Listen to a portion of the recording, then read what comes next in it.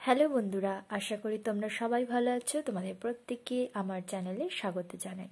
বন্ধুরা, সমুদ্র দর্শন আমাদের প্রায় প্রত্যেকের কাছে খুবই মনোরম। আজকে এরকমই আমাদের খুব পরিচিত একটি সমুদ্র দর্শনে নিয়ে অনুচ্ছেদ আমরা শিখব। তো আজকে আমাদের অনুচ্ছেদের বিষয় হলো পুরীর সমুদ্র দর্শন।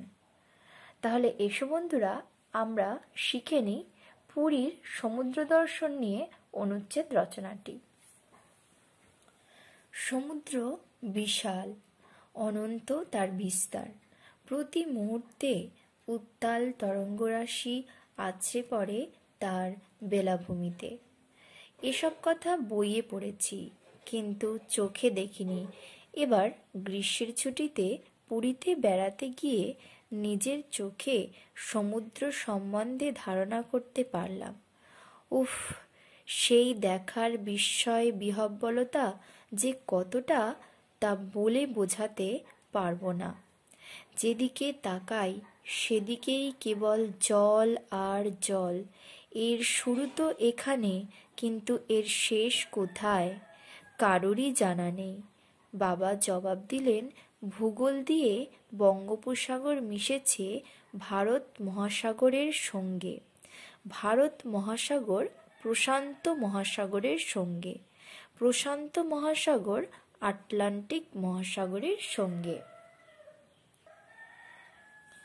জলরাশির শেষ নেই, রাশি রাশি ঢেউ পাগলের মতো আছড়ে পড়ছে তীরে, ভেঙে যাচ্ছে, তারপর জলরাশি ছড়িয়ে পড়ছে চারিদিকে। আবার ফেনা মাথায় করে ঢেউগুলি এগিয়ে আসছে তীরের দিকে, আছড়ে পড়ছে তীরে। ফেনারাশি ছড়িয়ে যাচ্ছে চারপাশে, মিলিয়ে যাচ্ছে। জলের এই উন্মত্ততা যে কত সময় ধরে দেখলাম খেয়াল নেই, তবু একঘেয়ে লাগেনি। মনে হচ্ছে আরও অনেকটা সময় ধরে দেখি। তীরে অগণিত নারী পুরুষ নুলিয়াদের হাত ধরে তারা সমুদ্রে স্নান করতে নেমেছে। কেউই খুব একটা দূরে যাচ্ছে না। নুলিয়াদের নির্দেশ মতো কখনো মাথা নিচু করছে, কখনো মাথা তুলছে। সমুদ্রের ঢেউয়ের সঙ্গে ভেসে আসছে অগণিত ঝিনুক, কিন্তু একটিও থাকছে না, চলে যাচ্ছে আবার সমুদ্রে।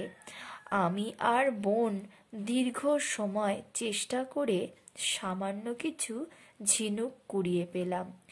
বিকেলে সবাই মিলে এলাম সমুদ্রে সূর্যাস্ত দেখতে।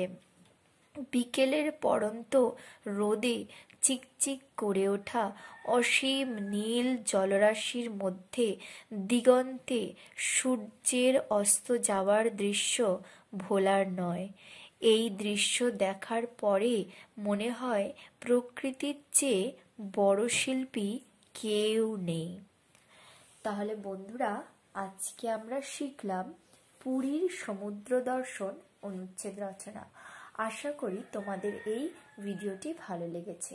যদি ভালো লেগে থাকে তাহলে একটি লাইক এবং শেয়ার করবে, সাবস্ক্রাইব করবে আমার চ্যানেলটিকেও, সঙ্গে বেল আইকনটিকেও প্রেস করে দিবে, যাতে আমার চ্যানেলের সমস্ত তথ্য তোমরা সরাসরি পেয়ে থাকো। ধন্যবাদ সবাইকে।